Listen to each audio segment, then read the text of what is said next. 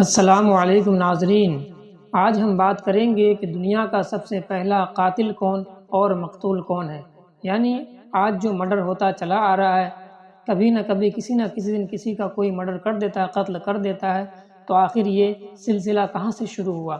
آپ کے من میں بھی یہ سوال ہوتا ہوگا اور بہت سارے لوگوں کے من میں یہ سوال آنا بھی چاہیے، کیونکہ پہلا قتل تو کسی نے کیا ہوگا۔ آج اسی پر ہم بات کریں گے، آپ بغور سماعت فرمائیں۔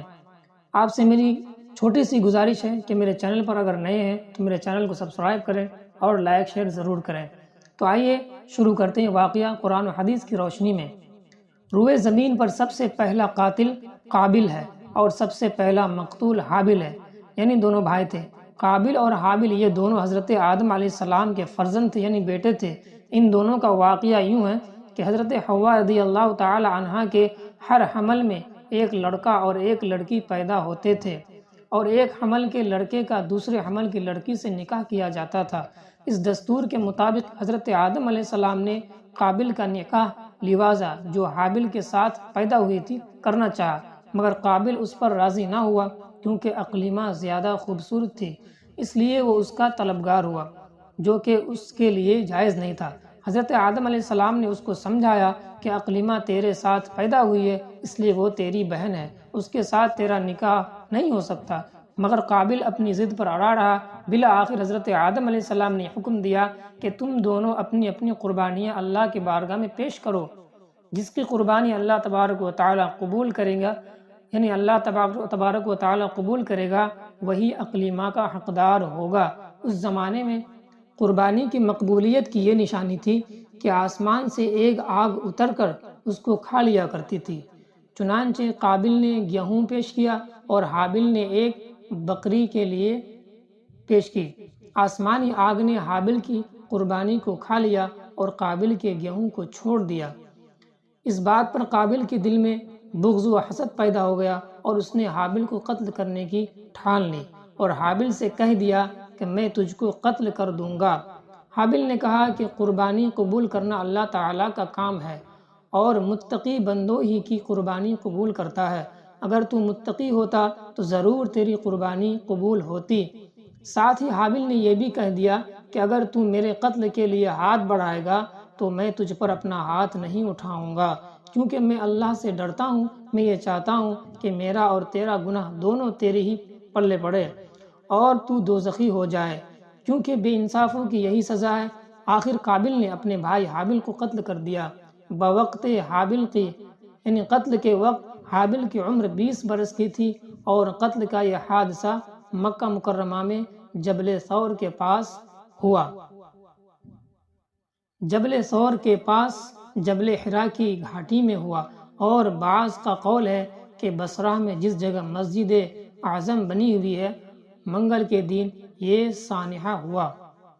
روایت میں آیا کہ جب حابل قتل ہو گئے تو 7 دنوں تک زمین میں زلزلہ رہا اور درندوں میں اضطراب اور بے چینی پھیل گئی، اور قابل جو بہت ہی گوارا اور خوبصورت تھا، بھائی کا خون بہاتے ہی اس کا چہرہ بالکل کالا پڑ گیا اور بدصورت ہو گیا، یعنی بھائی نے بھائی کا قتل کر دیا، اس لیے اس کا صورت بگڑ گیا، اور حضرت آدم علیہ السلام نے بے حد رنج و فلق ہوئے، یہاں تک کہ حابل کے رنج و غم میں 100 برس تک کبھی آپ کو ہنسی نہیں آئی، اور سریانی زبان میں آپ نے حابل کا مرثیہ کہا، جس کا عربی اشعار میں ترجمہ یہ ہے۔ میں اس کا اردو ترجمہ سناتا ہوں۔ تمام شہروں اور ان کے باشندوں میں تغیر پیدا ہو گیا اور زمین کا چہرہ غبار آلود اور قبیح ہو گیا۔ حضرت آدم علیہ السلام نے شدید غضبناک ہو کر قابل کو پھٹکار اپنے دربار سے نکال دیا، اور وہ بدنصیب اقلیمہ کو ساتھ لے کر یمن کی سرزمین عدن میں چلا گیا۔ وہاں ابلیس اس کے پاس آ کر کہنے لگا کہ حابل کی قربانی کو آگ نے اس لیے کھا لیا کہ وہ آگ کی پوجا کیا کرتا تھا، لہٰذا تو بھی ایک آگ کا مندر بنا کر آگ کی پرستش کر، یعنی آگ کی پوجا کیا کر۔ چنانچہ قابل وہ پہلا شخص ہے جس نے آگ کی عبادت کی، اور یہ روئے زمین پر پہلا شخص ہے جس نے اللہ تعالیٰ کی نافرمانی کی۔ اور سب سے پہلے زمین پر خون ناحق کیا، اور یہ پہلا وہ مجرم ہے جو جہنم میں سب سے پہلے ڈالا جائے گا۔ اور حدیث شریف میں آیا کہ روئے زمین پر قیامت تک جو بھی خون ناحق ہوگا قابل اس میں حصہ دار ہوگا، کیونکہ اس نے سب سے پہلے قتل کا دستور نکالا۔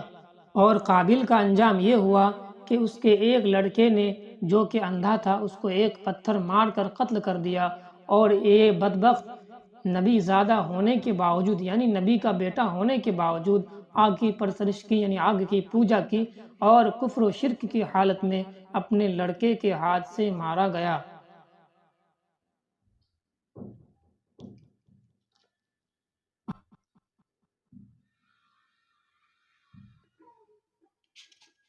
اس واقعے کو قرآن کریم میں اللہ تعالیٰ نے بیان فرمایا ہے۔ آپ اسے قرآن کریم میں بھی پڑھ سکتے ہیں اور اس کے معنی سمجھ سکتے ہیں۔ سورہ مائدہ میں اس کی تفسیر موجود ہے، آپ اس میں جا کے پڑھ سکتے ہیں اور سمجھ سکتے ہیں۔ اس واقعہ سے چند ہدایتوں کا ہمیں سبق ملتے ہیں۔ سب سے پہلا نمبر، دنیا میں سب سے پہلا جو قتل اور خون ناحق ہوا وہ ایک عورت کے معاملہ میں ہوا، لہٰذا کسی عورت کے فتنہ عشق میں مبتلا ہونے سے خدا کی پناہ مانگنی چاہیے۔ دوسرا، قابل نے جذبہ حسد گرفتار ہو کر اپنے بھائی کو قتل کر دیا۔ اس سے معلوم ہوا کہ حسد انسان کی کتنی بری اور خطرناک قلبی بیماری ہے۔ اس لیے قرآن مجید میں آیا وَمِن شَرِّ حَاسِدٍ إِذَا حَسَدَ فرما کر حکم دیا گیا کہ حاسد کے حسد سے خدا کی پناہ مانگتے رہو۔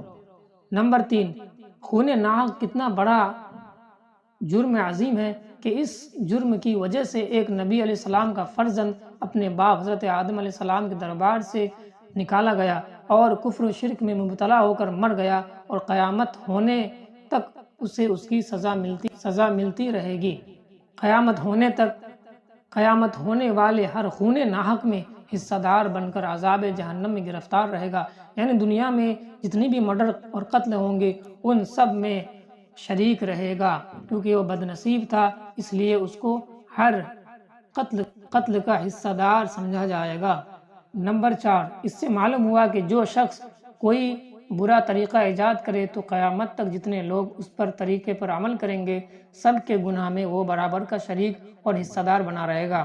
نمبر 5، اس سے یہ بھی معلوم ہوا کہ نیکوں کی اولاد کا نیک ہونا کوئی ضروری نہیں ہے، نیکوں کی اولاد بری بھی ہو سکتی ہے، کیونکہ آدم علیہ السلام خدا کے مقدس نبی اور صفی اللہ ہیں، مگر ان کا بیٹا قابل کتنا خراب ہوا۔ اور آپ پڑھ چکے، ہمیشہ ہر شخص کو چاہیے کہ فرزند صالح اور نیک اولاد کی دعائیں خدا سے مانگتے رہیں۔ اس واقعہ کا خلاصہ یہ ہے کہ دونوں بھائی نے ایک لڑکی کی وجہ سے، یعنی جو خوبصورت تھی، اس کو پانے کے لیے قابل نے اپنے بھائی حابل کو قتل کر دیا، اور وہ گمراہ ہو گیا، اور ان کے والد نے اسے نکال دیا، اور شرک و کفر میں مبتلا ہو کر وہ مر گیا اور جہنم رسید ہو گیا۔ ہمیں چاہیے کہ ہم لوگ بھی سیدھے راستے پر چلیں اور اللہ تعالیٰ سے دعا مانگتے رہیں کہ ہمارے آل اولاد جو بھی آئے اسے نیک اور صالح بنائیں۔ کوئی ضروری نہیں کہ ہم اگر نیک ہیں تو میرے بچے بھی نیک ہوں، اس لیے دعا مانگتے رہیں۔ انشاءاللہ آپ کو یہ ویڈیو پسند آئی ہوگی، اگر پسند آئے اور سمجھ میں آ جائے تو اسے پورا دیکھیں، لائک شیئر ضرور کریں اور اپنے دوستوں کے ساتھ بھی شیئر کریں۔ السلام علیکم ورحمۃ اللہ وبرکاتہ۔